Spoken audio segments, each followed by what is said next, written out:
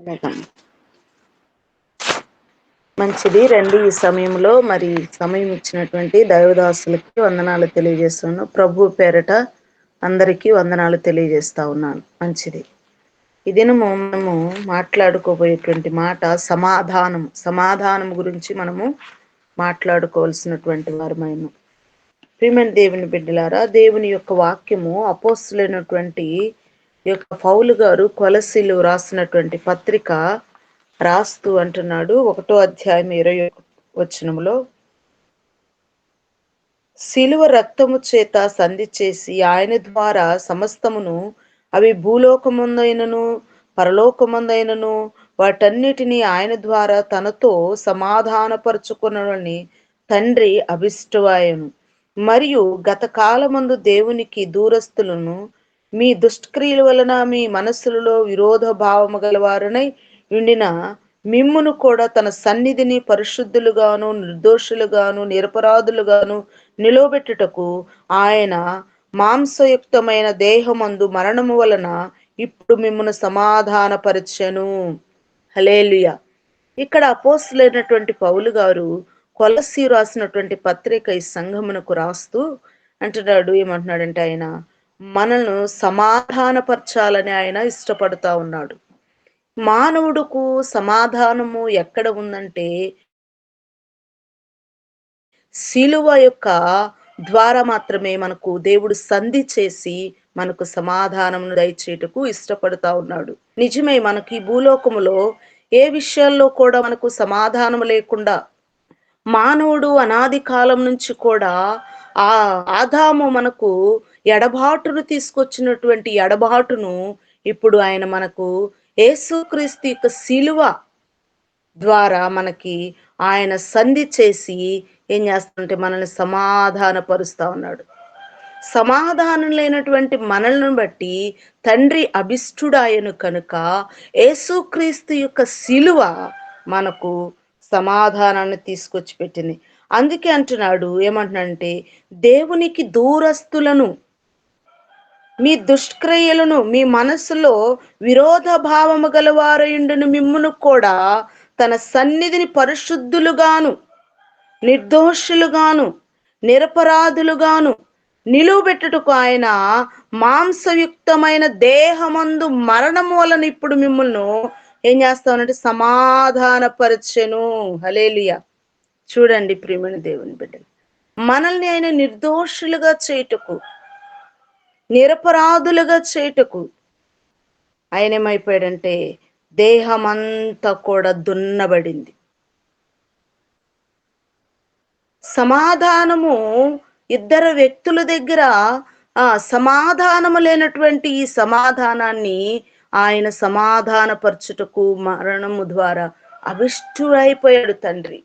తండ్రి చేత ఆయన మనల్ని ఏం చేస్తా ఉన్నాడంటే సంధి చేస్తా ఉన్నాడు. మొదటి ఆదాము మనకు ఎడబాటును తీసుకొచ్చి పెట్టాడు. కడపటి ఆదామైనటువంటి యేసు క్రీస్తు ద్వారా మనకి ఏమైపోయిందంటే సమాధానపరచబడుతా ఉన్నాం. అందుకే అంటున్నాడు కదా, ఏమంటున్నాడంటే, మీరు సమాధానపరచబడాలని ఆయన ఏం చేస్తున్నాడు, తండ్రి చేత అభిష్టుడాయను. మీరు నిర్దోషులుగా కనపడాలి, పరిశుద్ధులుగా కనపడాలి కదండి. నిజంగా మన జీవితంలో మనం ఏమైపోయామంటే ప్రియమైన దేవుడు దుష్ట క్రియల చేత దూరస్తులమైపోయాం.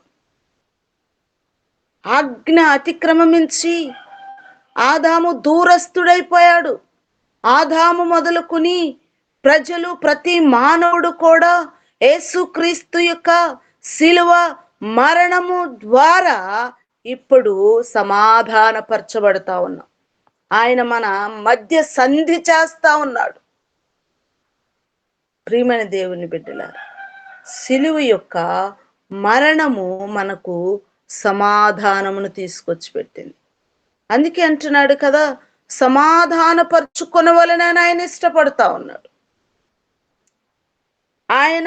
ఆయన పిల్లలు సమాధానముగా ఉండాలని ఇష్టపడతా ఉన్నాడు. ఈ రోజుల్లో మనము కూడా చూస్తే మానవుడు దేవుని దగ్గరికి రావలసినటువంటి వాడు దుష్ట ప్రవర్తన విడిచిపెట్టి, దుర్మార్గతను విడిచిపెట్టి, నిష్ప్రయోజనమైన వాటిని విడిచిపెట్టి, పరిశుద్ధులుగాను, ఆయన బిడ్డలుగాను, నీతిమంతులుగాను, సత్యవంతులుగాను, ఆయన యొక్క పిల్లలుగాను ఉండటానికి ఇష్టపడాల్సినటువంటి మానవుడు ఏం చేస్తా ఉన్నాడంటే సమాధానము లేక భూమి మీద సంచరిస్తా ఉన్నాడు. ఎక్కడెక్కడో సమాధానం వెతుకుతా ఉన్నారు. క్రీస్తు శిలువ రక్తము చేత మాత్రమే మనకు సమాధానం ఉన్నది. మన మధ్య సంధి చేసినటువంటి గొప్ప రక్షకుడు మనకున్నాడు. అందుకే అంటున్నాడు ఏమంటే, మీరు సమాధాన స్వార్థను ప్రకటించబడాలి. అపోస్తులైనటువంటి పౌలు గారు 10 అధ్యాయం 36 అంటాడు. ఏమంటాడంటే ఆయన 36 ఒక మాట అంటాడు, యేసుక్రీస్తు అందరికీ ప్రభువు, ఆయన ద్వారా దేవుడు సమాధానకర్త సువార్తను ప్రకటించి ఇశ్రాయేలుకు పంపిన వర్తమానము మీరు ఎరుగుదురు. హల్లెలూయా. ఇక్కడ యేసుక్రీస్తు అందరికీ ప్రభువు. కుల మత భేదము, రంగు, రూపము, భాష, తాత్పర్యమును లేదు. భూప్రపంచం మీద ఉన్న ప్రతి మానవుడకు, భూమి మీద నివసిస్తున్నటువంటి ప్రతి మనిషికి యేసు క్రీస్తే ప్రభు అయినటువంటి దేవుడై ఉన్నాడు. అందరికీ దేవుడై ఉన్నాడు. ఒక వర్గమునకో, ఒక వ్యక్తికో, ఒక ప్రాంతమునకో, ఒక భాషకో చెందినటువంటి దేవుడు కాదు ఈయన. ఈ భూమి మీద ఎంత మంది అయితే మానవులు ఉంటున్నారో ప్రతి ఖండమునకు ఆయన దేవుడై ఉన్నాడు. ప్రపంచమంతటిని కూడా, ప్రతి మానవుడుకు, అందరికీ ఆయన దేవుడై ఉన్నాడు. ఎందుకంటే ప్రియమైన దేవుని బిడ్డలారా, దేవుని యొక్క దేవుడు సమాధానకరమైన స్వార్థను ప్రకటించి ఇశ్రాయేలుకు పంపిన వర్తమానం మీరు ఎరుగుదురు అని యోహాను బాప్తేసము ప్రకటించిన తరువాత గలీలే మొదలుకుని యోధ అంతటను ప్రసిద్ధమైన సంగతి మీకు తెలియను. ప్రతి మానవుడు కూడా రక్షించబడాలని, క్రీస్తు యొక్క రక్తము చేత సంధి చేయబడాలనే ఈ స్వార్థ సమాధాన స్వార్థను ప్రకటించబడుచున్నది. సమాధాన స్వార్థ వినబడుచున్నది. సమాధాన స్వార్థ ప్రతి యొక్క పల్లెకు, గ్రామమునకు, పట్టణమునకును వెళతా ఉంది. అందుకే అంటాడు కదా, సమాధానము మనకు అనుగ్రహించబడి ఉన్నది. సమాధాన సువార్త మనకు అనుగ్రహించబడాలని ఆయన ఇష్టపడతా ఉన్నాడు. యోహాను రాసినటువంటి సువార్త 14:27 అంటాడు, సమాధానము మనకు అనుగ్రహించబడినది. సంధి చేసినటువంటి దేవుడు, సువార్తను ప్రకటించినటువంటి యొక్క యోహాను గారు ఆయన గురించి ప్రకటిస్తా ఉన్నాడు. ఆయనే అందరికీ ప్రభువని. అలాగే మనకు సమాధానము అనుగ్రహించబడి ఉన్నది. ఎవరి ద్వారా? ప్రభు అయిన యేసు క్రీస్తు ద్వారా మనకు సమాధానము అనుగ్రహించబడి ఉన్నది. కనుక మనము ఆయన యొక్క వాగ్దానములను స్వతంత్రించుకోవాల్సినటువంటి వారమని, ఆయన యొక్క సమాధానం మనము ఇచ్చినటువంటి దేవుడై ఉన్నాడు ఆయన. యోహాను సువార్త 14:27 అంటాడు కదా, ఆయన ఏమంటాడు? శాంతిని నేను మీకు అనుగ్రహించ వెళ్ళుచున్నాను, నా శాంతిని మీకు అనుగ్రహించుచున్నాను, లోకమిచ్చినట్లుగా నేను మీకు అనుగ్రహించట్లేదు. మీ హృదయములను కలవరపడనీయకుడి, వెరనీయకుడి. సమాధానము లేకుండా, శాంతి లేకుండా చేస్తున్నటువంటి పరిస్థితులను చూసి మీ హృదయములను కలవరపడనీయొద్దు, వెరనీయకుడి. ఎందుకంటే నేను ఉండు స్థలములో నేను మిమ్ములను ఉంచుటకు మీకు స్థలమును సిద్ధపరచ నేను వెళ్ళుచున్నాను. నా శాంతిని మీకు ఇస్తున్నా, నా శాంతిని మీకు అనుగ్రహిస్తున్నా. లోకం ఇచ్చినట్లు నేను ఇవ్వటం లేదు. లోకములో ఉన్నది అశాశ్వతమైనది. లోకములో ఉన్నది అంతలో ఉండి అంతలో కనబడకుండా పోయేది. లోకములో ఉండేది కను రెప్పపాటులో మాయమైపోయేది. లోకములో ఉండేది అశాశ్వతము, అది శాశ్వతమైనది కాదు. నేను శాశ్వతమైనటువంటి శాంతిని నేను మీకు అనుగ్రహించడానికి వెళ్తా ఉన్నాను. లోకమిచ్చే శాంతి అది కనురెప్పపాటులో మాయమైపోతుంది. కానీ నేనిచ్చే శాంతి అది ఎలా ఉంటుందంటే అది నిరంతరమును కూడా ఉంటుందను. అది మీకు అనుగ్రహించటానికే నేను వెళుచున్నాను.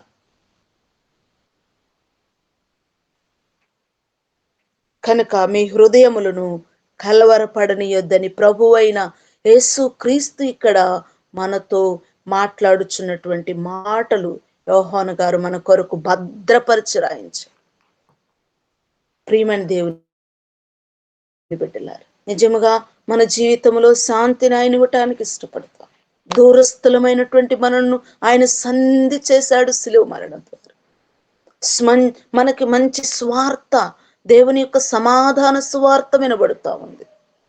మనకు సమాధాన స్వార్థ అనుగ్రహించబడి ఉన్నది. మనము సమాధానము కలిగి ఉండాలని ఆయన ఇష్టపడతా ఉన్నాడు. సమాధానము మనము కలిగి ఉండటానికి మనము సిద్ధపడదాం. అందుకే అంటున్నాడు కదా, మీరు సమాధాన కలిగి ఉండండి. దేవుని యొక్క పిల్లలమైనటువంటి మనము సమాధానము కలిగి ఉండాలని ఆయన ఇష్టపడతా ఉన్నాడు.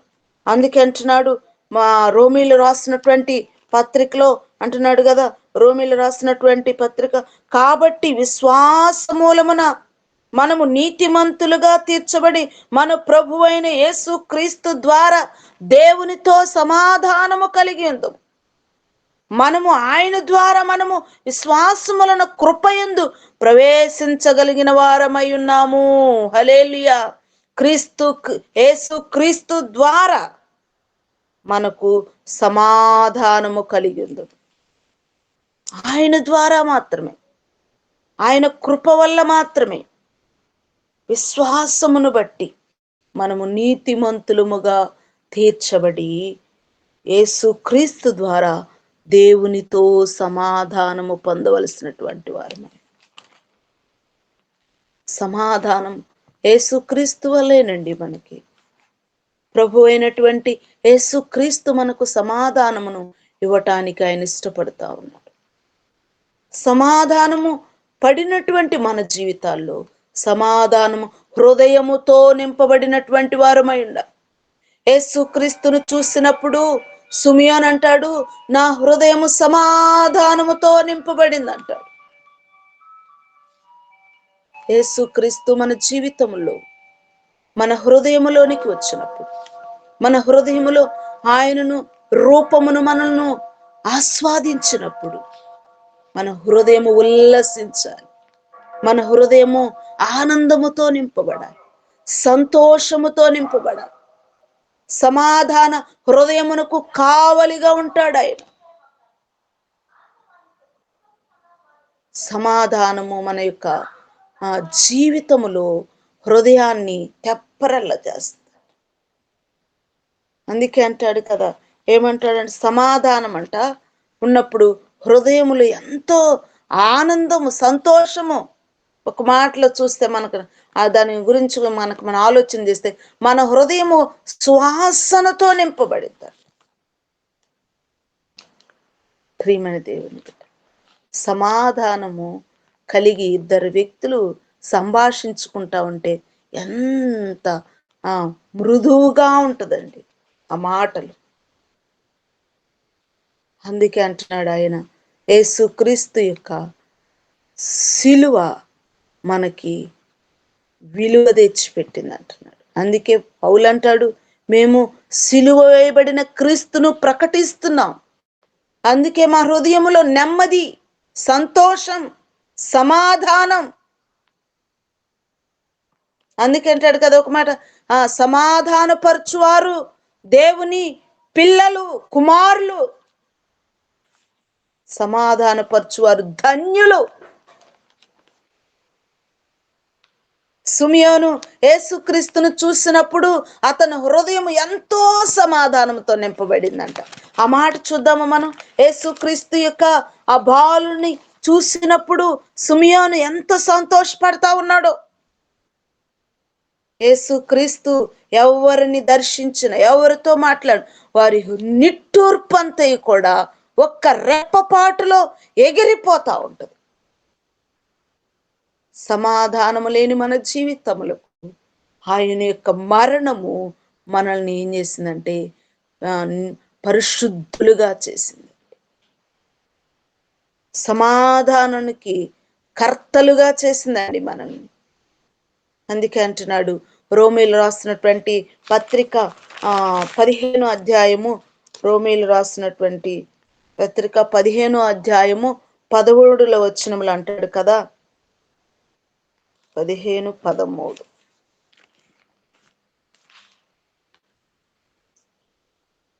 కాగా మీరు పరిశుద్ధాత్మ శక్తిని పొంది విస్తారముగా నిరీక్షించగలిగిన నిరీక్షణకర్తయగు దేవుడు విశ్వాసము ద్వారా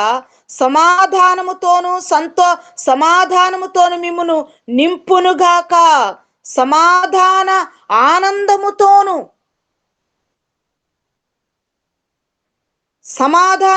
మిమ్మును నింపునుగాక.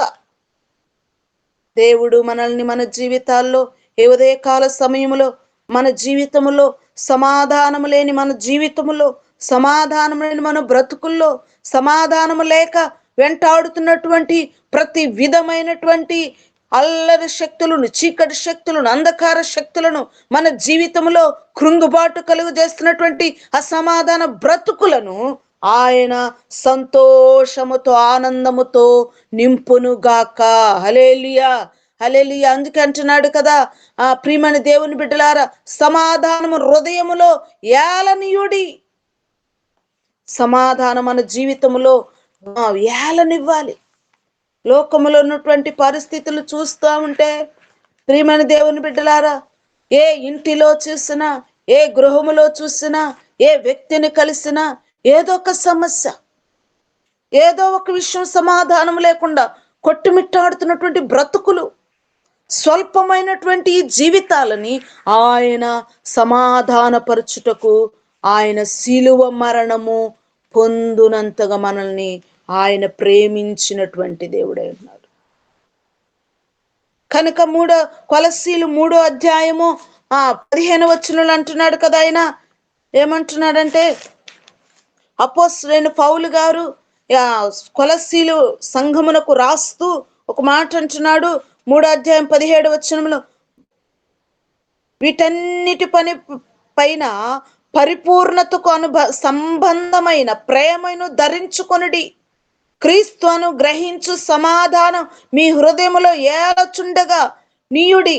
ఇందుకొరకే మీరొక శరీరముగా పిలువబడితిరి మరియు కృతజ్ఞతులయుండి. క్రీస్తును గ్రహించు సమాధానం మీ హృదయములో ఏలచుండనీయుడి. ఇందుకొరకే కదా మీరు ఒక శరీరముగా పిలువబడితిరి మరియు కృతజ్ఞతులయుండి. మనమందరం ఒక శరీరముగా పిలువబడిన వారమండి. మనమందరము క్రీస్తు యొక్క సమాధానమును మన హృదయములో ఏలనిచ్చేటువంటి వారముగా ఉండాలి. మన జీవితములో ఆయన వచ్చినప్పుడు మన యొక్క జీవితము ఎలా ఉండాలని ఆయన ఇష్టపడుతున్నాడంటే సమాధానముగా ఉండాలని ఇష్టపడుతున్నాడు. అందుకే అంటున్నాడు భక్తుడైనటువంటి యొక్క అపోస్తలుడైన పౌలు గారు, మీలో క్రీస్తు ఉన్న ఎడల జ్ఞానపు సువాసన కలిగి ఉండాలి. సమాధానం ఉన్నప్పుడు జ్ఞానపు సువాసన వస్తుంది. క్రీస్తులో మనకి మంచి సమాధానం ఇస్తా ఉంటాడు దేవుడు. పరిమళ వాసనముగా మనము నింపబడినటువంటి వారమండి.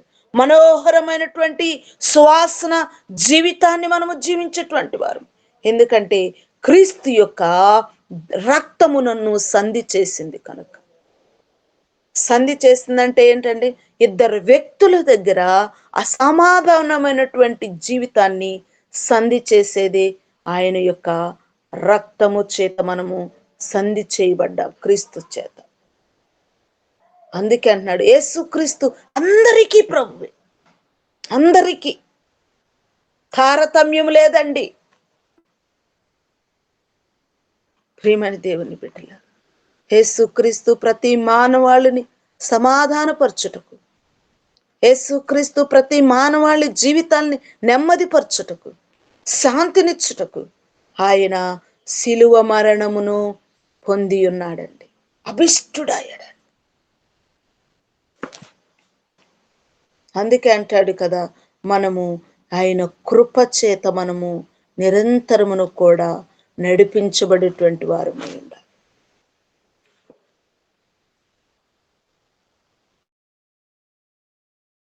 చేత మనను, దారి తొలగిన మనలను, సహవాసము లేని మనలను, చేజారిపోయిన మనలను ఆయన సమాధానపరచుటకు అభిష్టుడాయడు తండ్రి చేత. చూడండి ప్రియమైన దేవుని బిడ్డలారు, ఈ రోజుల్లో మానవుణ్ణి ఎవరిని కదిలించినా ఏదో ఒక సమస్య చేత సమాధానం లేక బాధపడుతున్నటువంటి ప్రజలు కోకొల్లుగా ఉన్నారు. యేసుక్రీస్తే నిజ దేవుడని తెలుసుకోలేక, యేసుక్రీస్తే మనకు ప్రభు అని, శాంతినిచ్చేవాడని, సమాధానంనిచ్చేవాడని, ఆయన మనల్ని పరిశుద్ధపరిచే దేవుడని, నెమ్మదినిచ్చే దేవుడని ప్రజలు ఇంకా తెలుసుకున్నటువంటి వారు కోకొల్లుగా భూమి మీద ఉండలేకపోలేదండి. ప్రతి ఒక్కరూ కూడా మనుషులు సమాధానం లేక కొట్టుమిట్టాడుతా ఉన్నారు.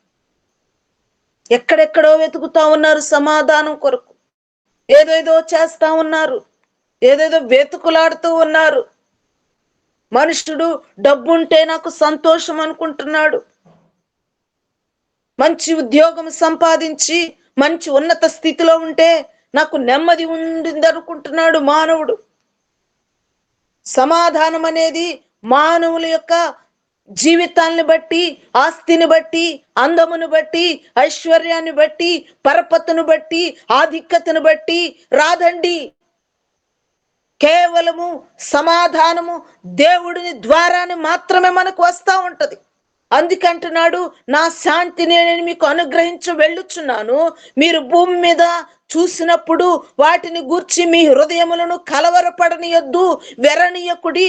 మీరు సమాధానము కలిగి భూమి మీద నిరంతరమును కూడా నా యొక్క రక్తమును బట్టి జ్ఞాపకం చేసుకుంటూ మీరు నిర్దోషులుగాను, పరిశుద్ధులుగాను, నిష్కళంకులుగాను నీ యొక్క నిరంతరమును కూడా మీ హృదయమును శాంతితో సమాధానముతో నింపుకొని నేను సంధి చేసినటువంటి ఈ యొక్క రక్త సంబంధమును బట్టి మీరు నిరంతరమును కూడా పరిశుద్ధులుగా ఉండండి. సమాధానం, నా శాంతి నేను మీకు అనుగ్రహిస్తున్నాను, లోకం ఇచ్చినట్లుగా నేను ఇవ్వటం లేదు. లోకములో కొంత డబ్బు ఇచ్చో లేదా ఒక మాట ఇచ్చో నెరవేర్చలేకపోవచ్చు, కానీ నిరంతరమును కూడా ఆయన వాగ్దానము చేసినటువంటి దేవుడు నిరంతరం మన జీవితాలను నెరవేర్చుటకు ఆయన దున్నబడ్డాడు, ఆయన వీడవబడ్డాడు, ఆయన రక్తము వలవబడింది, ఆయన రక్తము రక్తధారలై ఆయన నా నిమిత్తము ఆయన రక్తము నా మీద ముద్రించి ఉన్నాడు. ఆయన రక్తము ద్వారా మాత్రమే, ఆయన యొక్క స్వార్థ ద్వారా మాత్రమే నా జీవితములో సమాధానం ఇవ్వటానికి ఆయన ఇష్టపడతా ఉన్నాడు. ప్రియా దేవుని బిడ్డలారా, ఈ సమాధానము నువ్వు పొందుకోవాలని ఇష్టపడుతున్నావా? అయితే ఆయన అంటున్నాడు, నేను నీకు నిరంతరమును కూడా శాంతిని నేను నీకు అనుగ్రహించడానికి వెళ్తా ఉన్నాను. ఆయన బిడ్డలు ఎక్కడుంటే అక్కడ నెమ్మది, ఆయన బిడ్డలు ఎక్కడుంటే అక్కడ సమాధానం, ఆయన యొక్క బిడ్డలు ఎక్కడుంటే అక్కడ సంపూర్ణ సంతోషము, ఆనందము. ఎందుకంటే లోక రక్షకుడు, లోక విమోచకుడు, లోకములో ప్రతి పాప మానవాళిని ఆయన తీసివేయడానికి వచ్చాడు. ఆయన్ని బట్టి సమాధానం, ఆయన బట్టి ఘనత, ఆయన బట్టి మాత్రం మహిమ. ప్రియ దేవుని బిడ్డలారా, మన జీవితములో ఈ దినము సమాధానముగా, నెమ్మదిగాను, సుఖముగాను అనుభవిస్తున్నామంటే ఆయన యొక్క ఇచ్చినటువంటి ఆ యొక్క శిలువ మరణం విలువ. ఆయన నాకు సంధి చేసినటువంటి దేవుడు కనుక ప్రియమైన దేవుడు, ఆయన నేను రక్షకుడుగా అంగీకరించట చేత నా జీవితంలో సమాధానమునిచ్చినటువంటి గొప్ప దేవుడై ఉన్నాడు, మహనీయుడైన.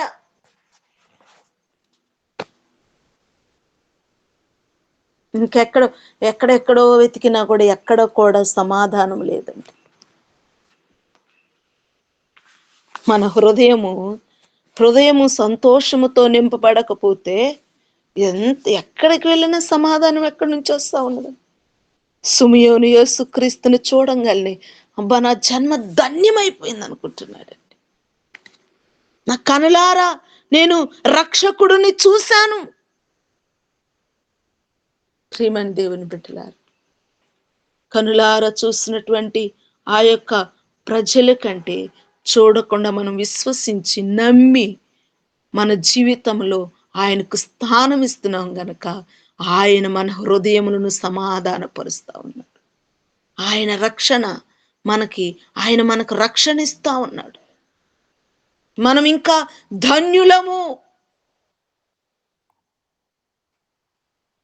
ధన్యులమండి. ఎంత ధన్యులమండి. అందుకే ఈ భూలోకములు ఏ పరిస్థితిని చూసిన, ఎలాంటి ఉపద్రవములు జరుగుతున్నా మన హృదయములను కలవరపడనియొద్దండి, వెరవనియొద్దండి, చలించనివద్దండి. ఎందుకంటే ఆయన మన కొరకు సమాధానపరుడై, నీతిపరుడై వస్తా ఉన్నాడు. మన జీవితంలో ఆయన సమస్తమును కూడా నెమ్మదితోనూ సుఖముతోను బ్రతుకున్నట్లుగా ఆయన సమాధానాన్ని మనకిస్తా ఉన్నాడు. కనుక ప్రియమైన దేవుని బిడ్డలారు, ఈ ఉదయకాల సమయంలో దేవుడు మన జీవితంలో సమాధానం లేనటువంటి ప్రతి ఒక్క విషయములో ఆయన మనకు సమాధానం, నెమ్మదిని దయచేసి ఆయన కృప మనకు నిరంతరము తోడైండి నడిపించాలని ఆశిద్దాం. మన హృదయాలను సిద్ధపరుద్దాం. అట్టి కృప పరిశుద్ధాత్మ మనందరికి తోడైండి నడిపించును గాక. ఆమేన్. ఆమేన్. ఆమేన్. ఆమేన్. దేవునికి స్తోత్రం కలుగును గాక. వాక్యం అందించిన సిస్టర్ జయ గారికి వందనాలండి. Praise the lord. మీ కొరకు, మీ ప్రార్థన కొరకు, ఇల్లు కట్టబడత కొరకు ప్రార్థన చేస్తున్నాము. ప్రగతికి డేట్ ఇచ్చారమ్మా? ప్రగతికి డెలివరీ డేట్ ఇచ్చారా? ఇచ్చారే గారు, ఏప్రిల్ 15వ తారీఖు ఇచ్చారే గారు. ఓకే ఓకే, ప్రార్థన చేద్దాం. అలాగే ముగింపు ప్రార్థన మన అమ్మగారు, మన తల్లి గారు ఉన్నారు తాడేపల్లిగూడెం పట్టణం నుండి. మహిమకుమారమ్మ గారు ప్రార్థన చేస్తారా? ప్రార్థన చేసుకుందాం అండి. దేవాది దేవునికి, బాబు వారి కుటుంబానికి, చేరువచ్చిన వారందరికీ వందనాలు. వీలున్న బిడ్డలందరం మోకరించుదామండి. మహోన్నతుడా, పరలోకపు తండ్రి, దైవమా నీకు వందనాలు, స్తోత్రాలు తండ్రి. మరి ఒక ఉదయకాలం యేసువైపు చూచైన సహవాస సన్నిధానానికి, నీ బలిపీఠం చెంతకు నా తండ్రి నాయన, చిన్నపాటి మందగా తండ్రి అయా కట్టెలుగా నా తండ్రి క్రమంగా నాయన నిత్యము కూడా పేర్చుకుంటున్నావు తండ్రి. అందుని బట్టి దేవా నీకు వందనాలు, స్తోత్రాలు చెల్లించుకుంటున్నావు. అగ్ని మండిస్తున్నావు తండ్రి, నీకు వందనాలు, స్తోత్రాలు చెల్లించుకుంటున్నాం తండ్రి. ఈ దినము కూడా నాయన ఎంతమంది నీ సన్నిధానానికి, నీ సముఖంలోనికి వచ్చిన తండ్రి నాయన ఆయా పాటల ద్వారా, ప్రార్థనల ద్వారా తండ్రి, వాక్య లేఖన భాగం ద్వారా తండ్రి ఎంతమంది అయితే నా తండ్రి నాయన బలపడ్డారో వారందరిని బట్టి నాయన, రాని బిడ్డలందరిని బట్టి వందనాలు చెల్లించుకుంటున్నాం తండ్రి. చెప్పబడిన ప్రతి మాటలోని యొక్క సమాధానము కూడా నాయన అయ్యా ఈ యొక్క సహవాసాన్ని బిడ్డలందరికీ నాయన, ఎల్ల ప్రజలకి, నాకు మాకు అందరికీ అనుగ్రహిస్తూ నీ నామానికి మహిమార్థమైన తండ్రి మమ్మల్ని జీవింపజేస్తున్నందుకే వందనాలు, స్తోత్రాలు నాయన. సమాధాన పడివారు ధన్యులు నాయన, వారిని బిడ్డలవుదురు కదా తండ్రి నాయన. అటు చక్కటి మాటలు వివరించడానికి కుమార్తెలు మీరు మాట్లాడినందుకే వందనాలు తండ్రి నాయన.